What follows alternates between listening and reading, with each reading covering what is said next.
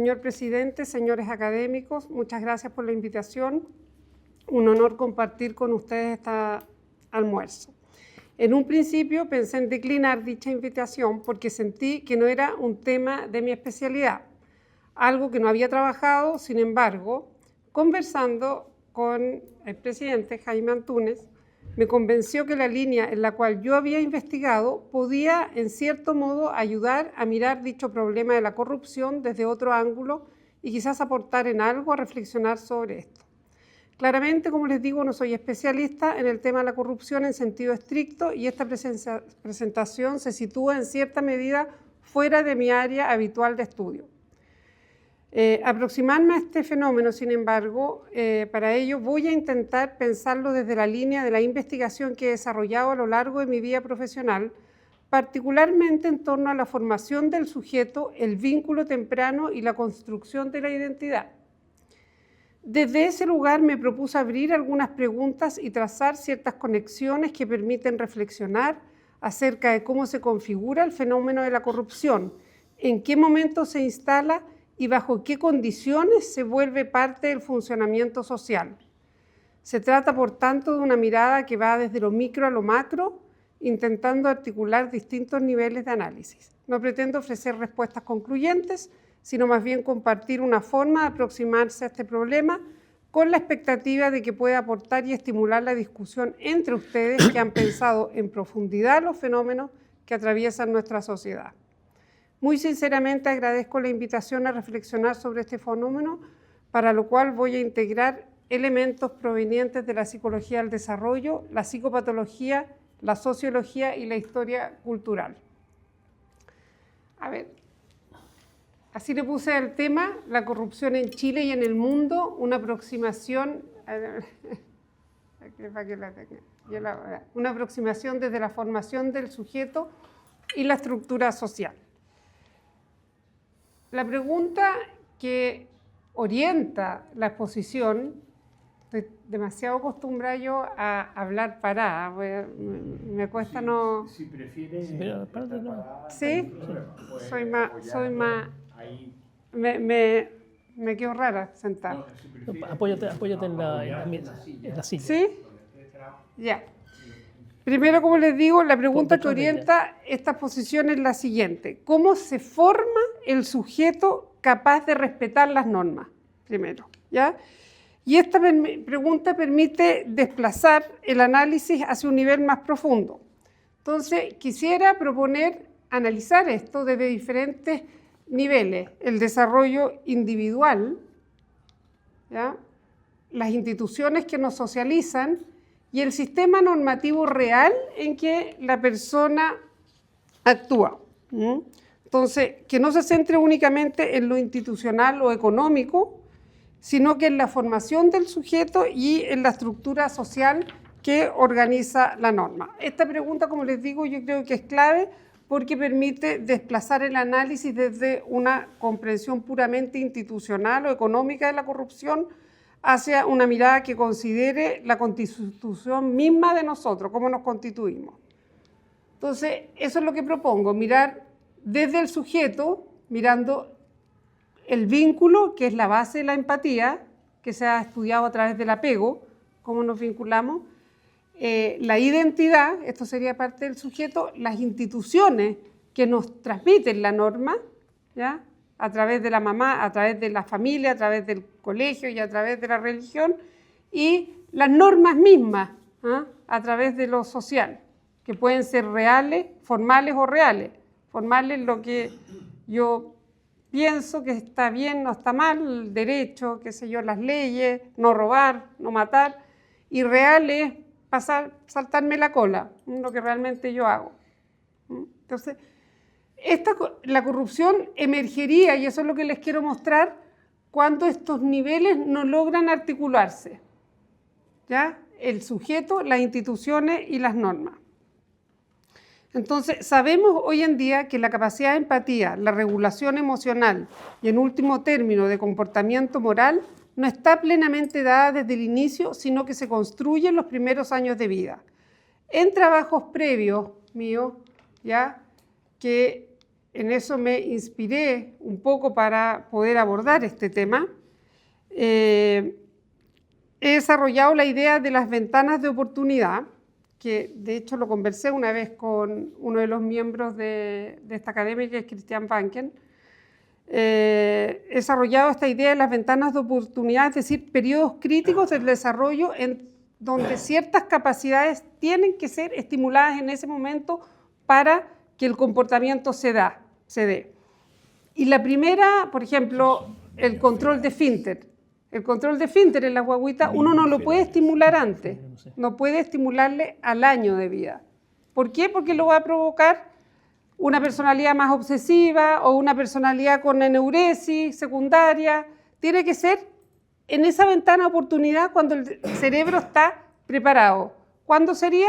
A partir de los 2 años, que es cuando el niño, yo ya puedo sacarle el pañal, dejarlo andar por la casa y a la primera vez que se hace se asusta y empieza a controlar, pero ya está el cerebro preparado. Y eso con todas las habilidades. Si ustedes ven, las matemáticas son los primeros 5 años que se estimulan en el prekinder, en el jardín infantil, a través, qué sé yo, de la clasificación, de la seriación, de la comparación, de una serie de cosas que uno aprende en el jardín infantil con los legos, con los monitos. Y lo que yo quiero mostrarles es que el desarrollo emocional, el cerebro está preparado para ser estimulado en la capacidad de apego, de apegarse al otro, de que me importe el otro, de vincularme los primeros 2 años. Esto sería el desarrollo emocional y la relación social. Entonces, entre estas capacidades destaco la capacidad de establecer un vínculo afectivo temprano que constituye la base de la vida emocional y social posterior. Es en este vínculo donde el niño aprende a confiar, a reconocer al otro y progresivamente a conmoverse por el otro y desarrollar la empatía. En síntesis, aprende a reconocer al otro y a establecer relaciones. Cuando este proceso falla, las consecuencias son bien conocidas: dificultades en la regulación de impulso, menor capacidad empática y mayor propensión a conductas antisociales o psicopáticas. Voy a repasar brevemente por qué es solo la base, esto es la base para entender el problema, no es solo la base para entender el problema de la corrupción, pero sí aportan algo. ¿Cómo se desarrolla primero esta capacidad emocional? Por el apego, pero acá me gustaría detenerme un poco. Esto es lo que les digo yo, que el cerebro es como los calendarios de Adviento de los nórdicos, que está preparado para ser estimulado en esa área en cierto momento, a los 2 años, a los 6 meses en la capacidad de afecto. Los primeros 6 meses son fundamentales. Entonces, uno no puede abrir esa ventanita antes ni después, sino que en ese momento. Así se logra el vínculo afectivo y tiene que ser con el cuidador principal, que por lo general es la madre. ¿Y qué es lo que tiene que tener esta relación con la madre? El elemento central que va a ser, aquí ahí ustedes ven una guagua vinculada que la pintó también Picasso. Lo central es que el cuidador principal sea en exclusividad, no cambie como en las instituciones, en los hogares, que cambian los cuidadores. Entonces el niño no reconoce el estímulo porque se lo cambian. Entonces tiene que ser continuo en el tiempo. Entonces ahí les puse. Este periodo crítico es la base para que el niño pueda posteriormente tener sentimientos de empatía, conmoverse, y para ello el vínculo afectivo tiene que ser con una persona en particular, por lo general la madre. Yo me puedo ayudar por mi mamá, por mi abuela, por la abuela, el padre me sostiene por detrás, ya vamos a tocar al padre, por una nana, pero me va a ser a mí a quien reconoce en la noche, el fin de semana, yo soy la más que se va a repetir, la madre. Y así el niño va a escuchar la voz de una persona que le provee bienestar y seguridad, ¿ya? La va a asociar a la mirada, al tacto, al abrazo y a la persona que le provee en la seguridad, el bienestar, la papa, etc. Pero lo importante es que se repita esta persona, que sea el cuidador en exclusividad, y lo que más importante les diría yo es olor, mirada, tacto, voz. Así tiene que ser el cuidador principal. Eso es lo que tiene, por eso no puede estar cambiando. ¿Quién descubrió esto? Fueron dos autores, son varios, pero los principales fue Winnicott, que estudió a los niños en las cárceles, los jóvenes, y se dio cuenta que en la primera infancia no habían tenido una figura de apego y que esto se correlacionaba con conductas antisociales. Y después, durante la Segunda Guerra, le pidieron a René Spitz que estudiara a los niños que estaban hospitalizados, que por qué se venían abajo en cuanto a salud cuando se los separaba de la madre. Y ahí él describió lo que se llama la depresión anaclítica, que ocurre cuando se separa abruptamente al bebé de su madre. Incluso algunos morían. Y esto, después Bowlby fue quien acuñó el concepto de apego, y lo bonito que hizo este René Spitz con la depresión anaclítica en los hospitales. Y ahí eso es una guaguita con depresión anaclítica, el de la derecha, que es un video espantoso que lo filmó, que no lo recomiendo ver, da mucha pena, porque es lo opuesto a lo que ustedes ven ahí abajo. Que la mayoría mueren.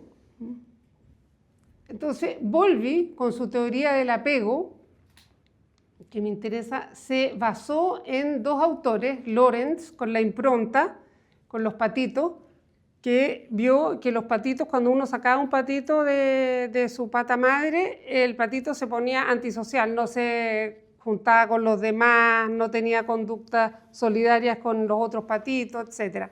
Lo mismo que ocurriría en el ser humano. Y también su otro estudio que hizo, que se basó, fueron con los estudios que hizo Harlow con los monos, ¿ya? Que ponía a un mono con la mamadera, y le ponía la mamadera en un mono de fierro y en otro mono entero como peludito de peluche, pero sin mamadera, ¿no? Y el monito prefería, aunque no hubiese papa, irse al de peluche calentito, el tacto, que es tan fundamental, y no al de fierro. Y ahí se dio cuenta que el tacto era fundamental en el apego. Eso con respecto a esto del apego y lo importante que es, y concluyó que era esencial para la salud mental el que el niño experimentara una cálida, íntima y continua relación con su madre, en donde ambos se sientan satisfechos, y acuñó el concepto de apego. Si esto no se da, se produce algo que se llama una suerte como de blackout emocional, que ocurre en una zona del prefrontal que es el órbito frontal, ahí abajo en la parte celeste. Entonces, por eso que hay tanta correlación entre niños que han estado institucionalizados y que delinquen, que se conmueven menos, que tienen menos culpa, que les importa menos. El padre, esta relación después íntima, continua en el tiempo, produce una cierta simbiosis entre la madre y el hijo. Tanto es así que cuando las madres acuden al pediatra a consultar por una enfermedad con su hijo, no hablan en forma separada del niño, no dice Pedrito tiene hambre, Pedrito no come, Pedrito no duerme, dice no me come, no me duerme, es una identidad fusionada. ¿Quién entra a separar esta fusión para trabajar poco a poco el tema de quién soy y para dónde voy a ir, mi identidad? Es el padre. Entonces se necesita este triángulo que es parte, lo esencial de la familia, para que se conforme bien este ser humano. Somos los más lentos en construirnos, en hacernos, en fabricarnos. Esa simbiosis es el padre quien... Entonces, como les digo, el estudio que hice, porque esto no es novedoso, lo único novedoso que yo hice en el estudio, que hice el 2010,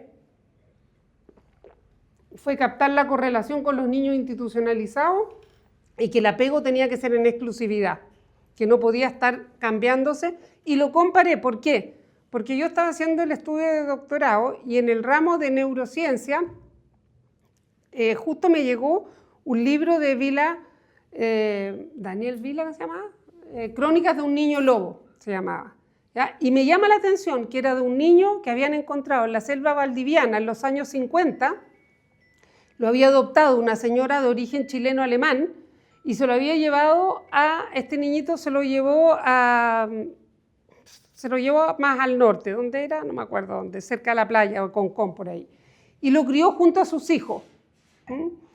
Y lo que escribe este, que sería como el primo, este escritor, es que lo que más recuerda de este niño lobo, en el fondo de este niño puma, que había sido criado por los pumas en la selva valdiviana, lo encontraron como a los 8 años, era su inigualable ternura. Y eso me llamó la atención, dije, ¿cómo inigualable ternura si no tuvo contacto, no tuvo vínculo, no se dio nada de lo que dijo Bowlby, Spitz? ¿Qué pasó? Había sido criado por pumas. Había tenido un contacto en exclusividad con el puma y era puro tacto y puro cobijo. Entonces, el niño Caucau, que le pusieron porque era lo único que decía cuando lo encontraron, si bien tenía un retardo mental muy importante, era afectuoso. Entonces, ¿qué me llevó? De ahí empecé a estudiar el tema de los niños ferales, que se llaman, y encontré bien documentados 5 casos de niños ferales, que fueron, este es el chileno, el Caucau, Cristian Vila se llama, ¿ya? Conoció a Caucau desde pequeño y escribió el libro Crónicas de un niño lobo. Vila relata que lo que más quería Berta, que era quien lo adoptó de Vicente, era su inigualable ternura y capacidad para relacionarse, sobre todo ternura al relacionar. Eso fue lo que me llamó la atención, que es lo que no se da acá. Entonces, lo que yo vi en estos niños, comparé los niños institucionalizados con los niños ferales, con los documentados que habían, bien documentados. Y acá fue lo que pude ver. En los niños institucionalizados había una falla, ¿ya?, en la conducta de apego, no establecían vínculos sólidos y profundos, mientras había falta de afecto, no eran capaces de establecer contacto con los demás, se cronificaba esta conducta y tenían mucha correlación con conductas agresivas. ¿Qué es lo que vi en los niños ferales? Mucho hirsutismo, enteros peludos todos, desarrollaban características que se habían perdido, como dientes afilados, visión nocturna agudizada, comían con los dientes, todas cosas, tenían los colmillos mucho más largos, ¿ya? Poca sensibilidad al frío, sentido del olfato muy aguzado, sexualmente indiferente, pero preferían la compañía de animales a la de los humanos, olfateaban ya. Lo que finalmente concluí yo, que en circunstancias adversas el animal podía responder mejor ante un indefenso que el ser humano. Eso fue este artículo que sacamos de la comparación. Los niños institucionalizados, la capacidad de socialización y empatía se ve fuertemente afectado, lo cual repercute en su conducta futura, mientras que en los ferales, si bien las funciones cognitivas pueden verse más afectadas, en algunos conservan la capacidad para dar y recibir afecto, como también el aprendizaje y la conducta social. La capacidad de vincularse podría desarrollarse al alero y cuidado de ciertos animales mejor antes que por seres humanos desvinculados y automatizados en su forma de hacerse cargo del niño. Por lo tanto, para desarrollar la capacidad de afecto y empatía se requiere calor y afecto personalizado en la crianza. Eso es lo que quería mostrar. Y eso me llevó a ir a hablar a la Fundación San José, al Senado, para que se hicieran cambios, no solamente a mí, a todo el equipo con que trabajamos, en las políticas de adopción temprana. Porque esto tiene que ocurrir los primeros 6 meses. Y los niños, uno ve con las políticas de adopción que se demoran y se demoran en darse en adopción los niños para ver si hay un pariente pedófilo, qué sé yo, mientras las guaguas se dañan.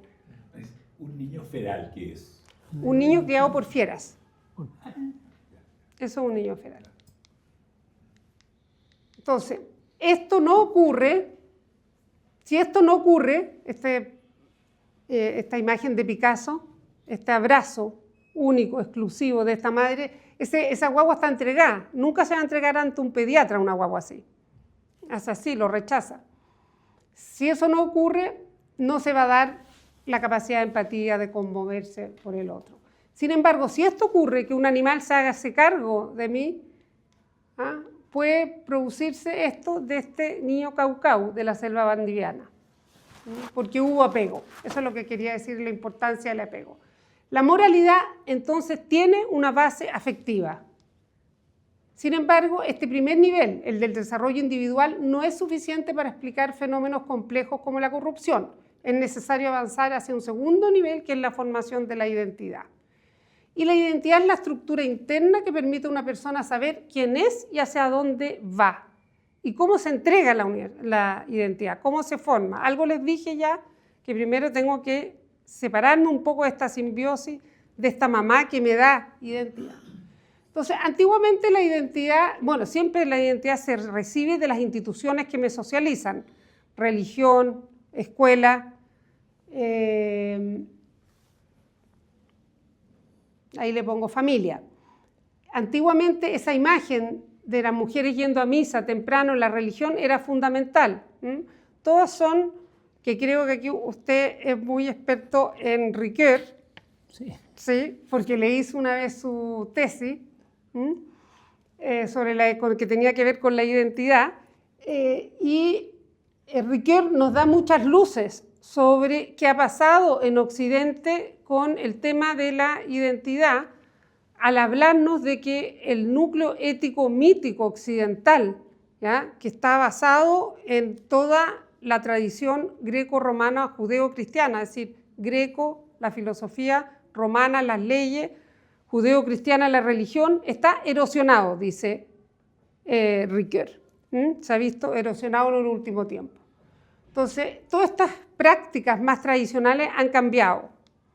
¿Ya? Entonces, y vemos también cambios en cómo, porque esta identidad, como decía, parte de cuando somos bebés, con esta simbiosis que va a ir separando un tercero, y de a poco se va a trabajar y a resolver el tema identitario en la adolescencia. Y la adolescencia, que es entre 12 a 18, 21 años, diría, y después para entrar esto a la adultez y actuar como adulto. ¿Quién soy?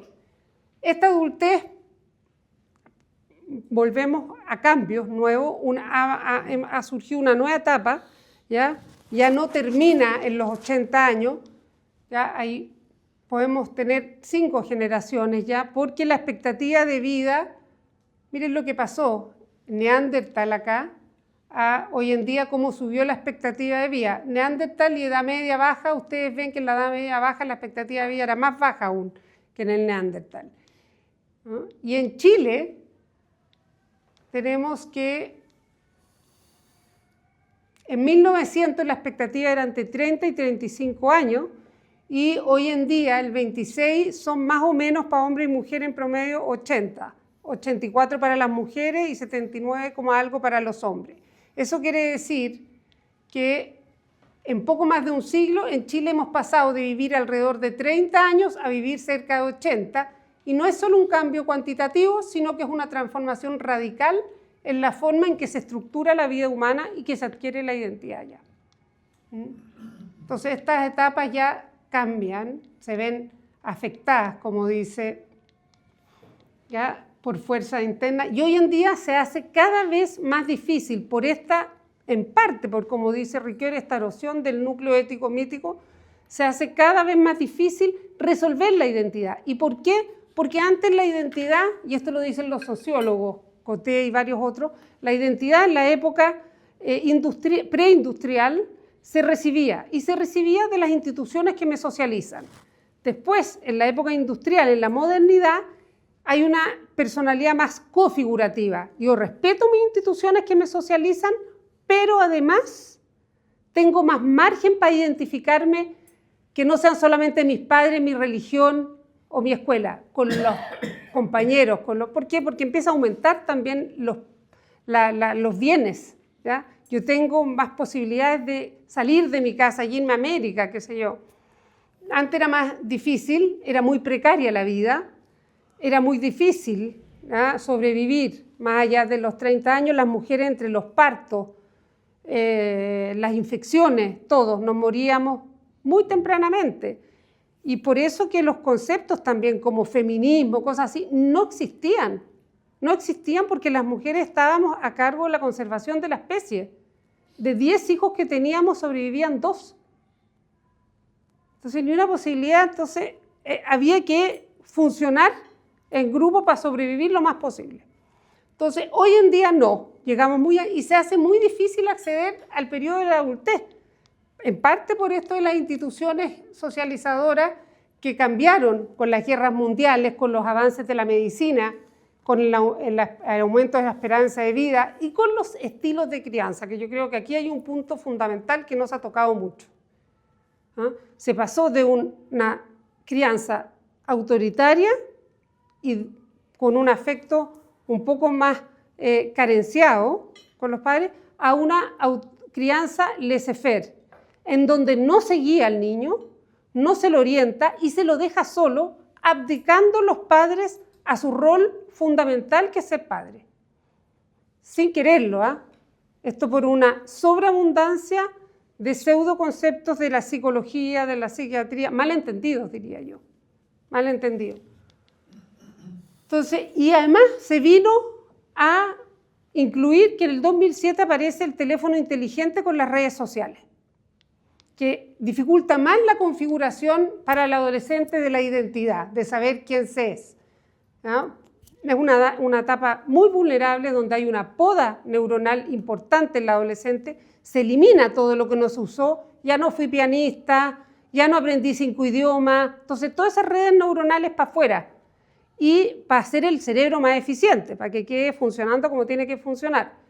Y ahí esto se hace con el otro, pero con un otro real, no con un otro virtual. Un otro virtual que me hace like o no like, no está preparado para un niño que ha sido un niño en 2 años o en 1 año a pasar a tener un otro referente que no lo ve y 100 amigos que no le dicen nada o que le dicen dedito para abajo, en un psiquismo que está podándose y muy vulnerable. Entonces, esto ha traído repercusiones y problemas, esta intersubjetividad, ¿ya?, que está opacada con este efecto espejo de ver todo lo que yo quiero ver en las redes, ¿ya?, y no un otro que me levanta la ceja, un otro real y me va diciendo por aquí no, por aquí sí. ¿Ya? Entonces, la actual generación ha sido conejillos de India por estas explicaciones que les di yo de las guerras mundiales, del avance en la medicina y por la aparición de las redes sociales. Y esto ha repercutido en la principal tarea de la adolescencia, que es gestionar la identidad. No saben quiénes son, para dónde ir. Hemos llegado a esto de los Terians, no sé cómo. Esto ya ha sido extremo. Hay filósofos y psicólogos y psiquiatras y sociólogos que intentan explicar desde distintas miradas esto. Que no me voy a detener en esto, pero porque daría para otra charla y quiero pasar. Este es el sociólogo, que es el que más habla de las instituciones socializadoras previa a la modernidad, en la modernidad y en la modernidad tardía. Como les dije, que antes se recibía la identidad, después en la modernidad se construía y hoy en día se vuelve a recibir la identidad. ¿Pero de quién? ¿De quién recibimos? ¿Qué pasó hoy en día? ¿Por qué es difícil acceder a la adultez en este ambiente en donde las instituciones socializadoras están en descrédito? Porque están en descrédito la familia, el colegio y la religión. ¿Qué pasó? Vimos la crianza, padres, escuela, religión. Ese cuadro que está de Camilo Mori, de la religión que les pongo, que está en Valparaíso, es imposible que lo pinten hoy en día, porque no existe eso de mujeres yendo al alba a misa. Esa es una realidad que terminó. Como les decía, este núcleo ético, mítico, occidental, greco-romano, judeo-cristiano, está erosionado. Esta es la explicación de Heidegger, que se desbalanceó esta cuaterna, de este equilibrio entre Dios, los mortales, la tierra y el cielo. Entonces no se podría dar ese cuadro tampoco de las mujeres, de esta pareja agradeciendo a la tierra y a Dios cuando termina el día. Había un equilibrio que también... Entonces, en esta modernidad tardía, los jóvenes son dirigidos por otros, por el consumo, por la tecnología, de ahí se recibe la identidad, por las redes sociales, y no sabe qué pasa con él. Le cuesta mucho gestionar su identidad, no logra. Se lo deja solo con sus pobres recursos internos y en salud mental vemos que esto ha llevado a que haya una explosión de personalidades limítrofes, que en el fondo la personalidad limítrofe nunca fue escrita antes de 1956 porque no existía, porque lo fundamental de la personalidad limítrofe es la identidad frágil, una identidad no resuelta, ¿ya? Y eso no había porque se recibía. Entonces aparecieron nuevas patologías, autolesiones, adicciones, qué sé yo, drogadicción, todo esto que vemos. Entonces, fabricamos hoy en día personalidades limítrofes, quiero decir, frágiles, ¿ya? Y es lo que más se ve los médicos de atención primaria en salud. Entonces, este mundo actual dificulta la instalación de una identidad consolidada que dé paso a la etapa de la adultez. Sin identidad, entonces, la norma no se internaliza bien. Entonces, tenemos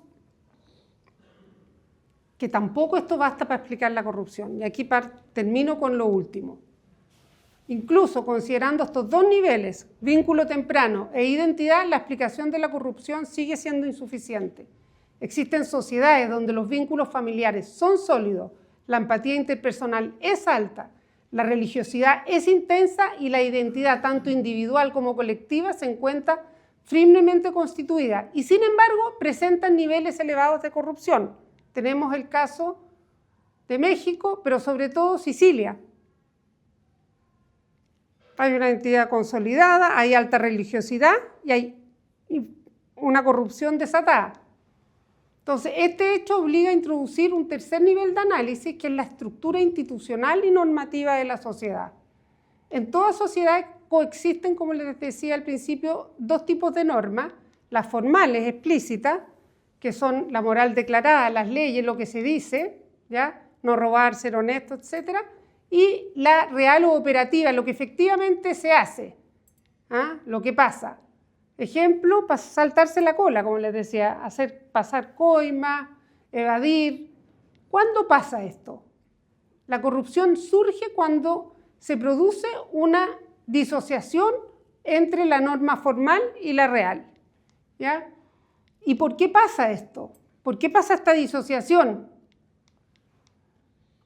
Cuando la identidad, entonces, voy a responderle al tiro esto, pero esto para retomarlo de la identidad y ir como en una espiral.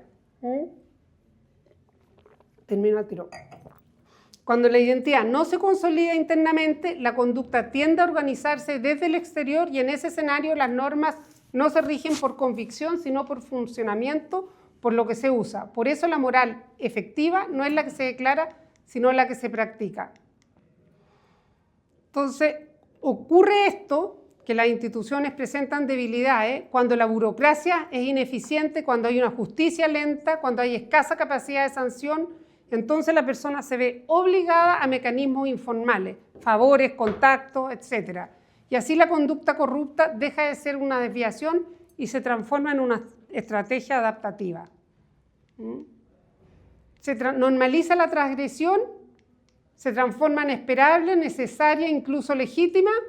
Todos lo hacen, nadie lo sanciona y ya no se vive como falta moral, sino como forma de sobrevivir. Entonces la corrupción se vuelve adaptativa, como en Sicilia.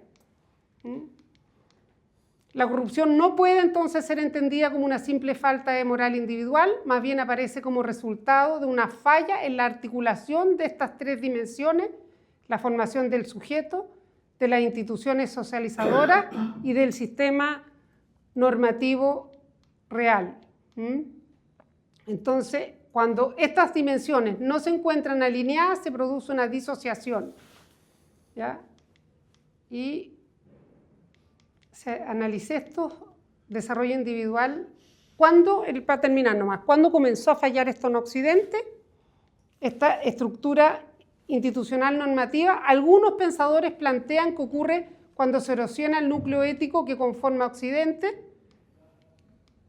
y ciertos historiadores sitúan este comienzo con algunos hechos históricos relacionados con un ataque al cristianismo y un afán refundacional. Desde la Revolución Francesa, particularmente en episodios como la Vendée, se observaron procesos de ruptura de los marcos normativos tradicionales, especialmente en relación con la religión. Y esto siguió con la Revolución Rusa, en México con la Cristiada y en España con la Guerra Civil, porque la Guerra Civil no fueron excepciones, la quema de iglesias, la cantidad de muertes que hubo de curas, que fueron, en Lavandés fueron 200.000 a 250.000 muertes por religión, porque quisieron defender su religión. ¿Ah? En la Guerra Civil Española empieza esto el 34, el 31, esto en la Cristiada. Eso es una de las explicaciones que se dan a algunos historiadores. Se cerraron templos en la Cristiada, se prohibieron hacer misa a los sacerdotes, se prohibió el culto y se mataron aproximadamente 70, 90.000 muertos. Y la explicación que da, que tiene esto que ver, que con esto voy a terminar, esto es la Cristiada, me voy a saltar la Guerra Civil Española, pero murieron a pasto ahí también, empezó antes de la guerra, empezó la Revolución de Asturias el 34, ¿ya? Hubo un debilitamiento institucional aquí, ¿eh? El Estado pierde el control y la norma deja de aplicarse y otros grupos imponen la regla, lo permitido cambia. Eso es lo que, así fue en ruptura, hay una ruptura de los marcos normativos, esa sería la corrupción. 3 niveles de problemas: vínculo temprano, la formación del sujeto, instituciones socializadoras y sistema normativo real. Instituciones, la capacidad de sanción baja. La corrupción emerge cuando estos 3 niveles no se articulan, hay una fragmentación moral, una disociación entre ética privada y pública y surge la corrupción en sujetos, no solamente en sujetos sin valores, sino en sistemas en los que los valores no logran organizar la acción. En ese sentido, la corrupción no es simplemente falta de valores, sino que el sistema no logra organizar la acción. Y quiero terminar con esta frase nomás, que aquí es como un resumen de todo. Vínculo temprano, que es la base de la empatía. La moralidad tiene una base efectiva, pero no es suficiente. La identidad da dirección, pero no garantiza normas. Las instituciones transmiten valores, pero pueden fallar. La historia muestra que hay momentos en que se da una ruptura o debilitamiento en los marcos normativos. El relativismo erosiona los criterios, como decía Benedicto XVI, y el sistema establece que la norma efectiva, lo que realmente se practica, no basta la norma formal, el sistema real impone la conducta y ahí se instala la corrupción. Podríamos concluir que la corrupción no surge simplemente de sujetos sin valores, sino de sistemas en los que los valores no logran organizar la acción y es una expresión de una doble desarticulación de la memoria colectiva, memoricidio, y los marcos normativos que organizan la acción. El memoricidio es cuando una sociedad pierde la memoria de los hechos que han estructurado su experiencia moral. Cuando se produce lo que algunos han llamado memoricidio, no solo se altera la comprensión del pasado, se debilita también la capacidad de las normas para organizar la acción en el presente.